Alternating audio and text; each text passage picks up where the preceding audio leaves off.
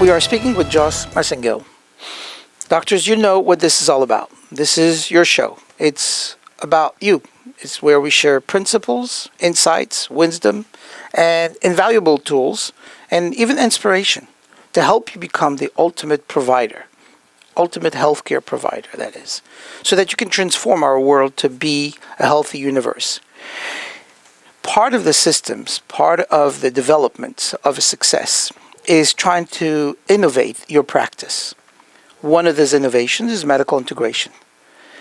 That is the definition of success. Success is the steady, measured progress towards a goal and an achievement of that goal. But you can't get there by yourself. In medical integration, there are many components.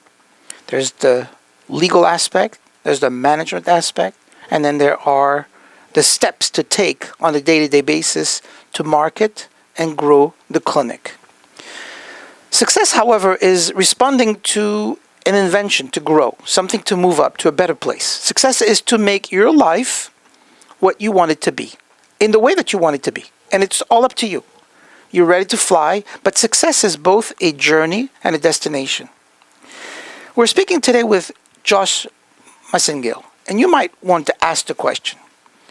We're all about practice. We should talk about techniques, developments, protocols, management, system coding, billing, marketing.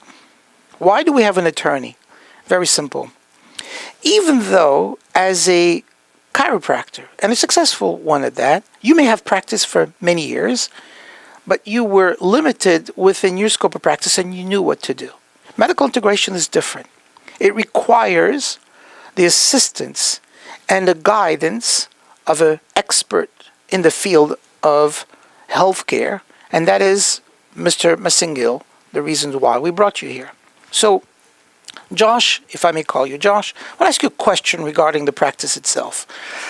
So, I'm thinking about practicing this way. I'm not sure this is what I want to do, and I'm not sure that I should go into that direction. But it's very clear from everything that you say that I need an attorney.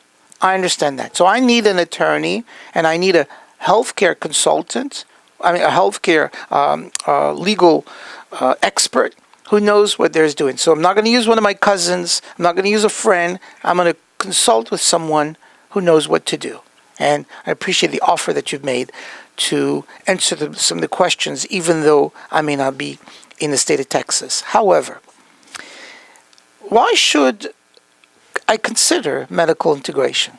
At the end of the day, I'm okay. I'm doing well in my practice, and I have a great practice. Why should I consider integrating my practice? What would you think of that?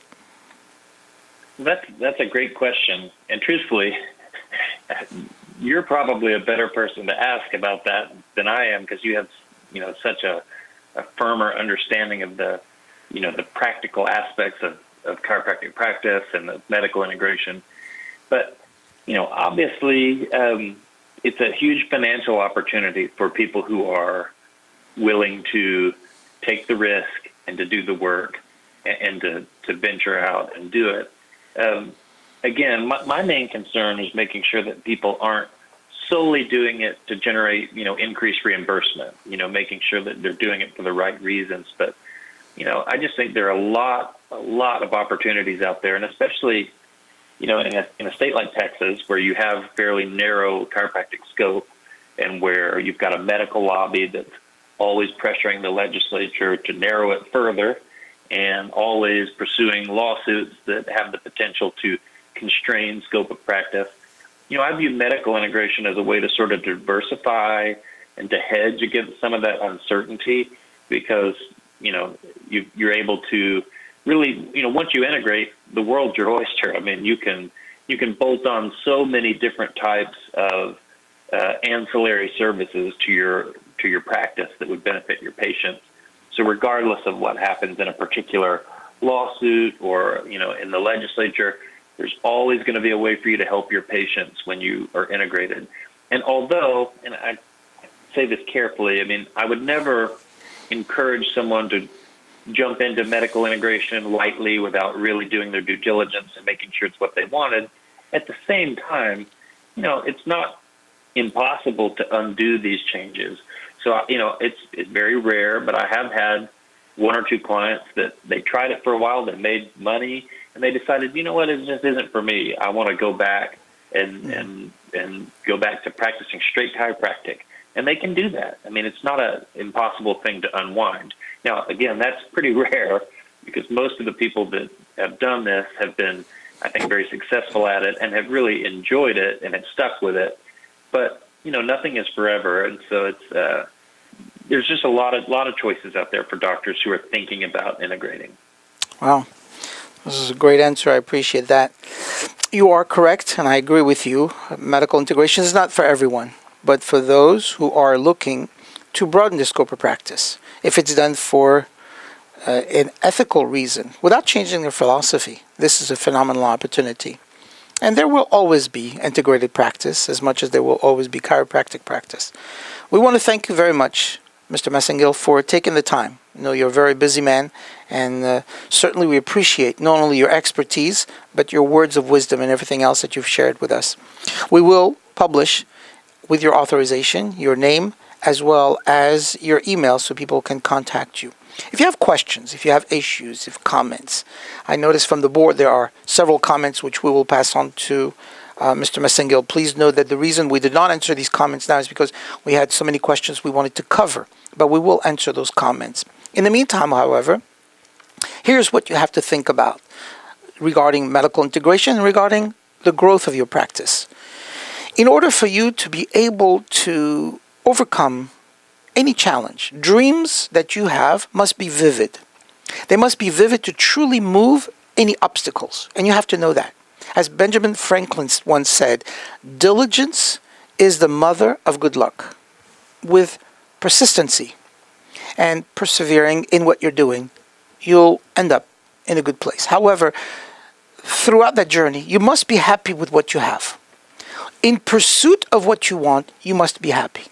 If you're going to think that this is going to change your world, and with all due respect to Mr. Massingill, who is extremely knowledgeable in the field of healthcare law, even if he was to do all of the things that you needed and help you in the best way possible, and you were to get the best consultant out there, if you're not happy with what you do, you're not going to succeed. You have to be happy with what you have. This is not for everyone. But if you're considering this, I would strongly suggest, and I'm offering you the opportunity, to send us comments. Please feel free at any given time to call us at 888-67-2426, 888-67-DAHAN. We will answer your question, or send your questions at drdahan@dahanlive.com, and we will publish the information from Mr. Massingill. Mr. Massingill, Josh, thank you so much again for your time. Thank you for your expertise. Thank you for your insights. And thank you very, very much for everything that you do for the profession. You are a man of valor, a man of his words, and I really, really appreciate, on behalf of all of us throughout the country, what you've done in the state of Texas, and I hope that many other attorneys will follow suit on what you're doing to help grow the profession throughout the country and give patients nationwide the best of healthcare, combined with other type of healthcare professionals working side by side and changing this world to a healthier world. Thank you again very much. Josh, thank you so much for your time. Thank you. It's my pleasure. Thank you very much. Appreciate it. Please subscribe to my YouTube channel and click the notification bell to get my latest update.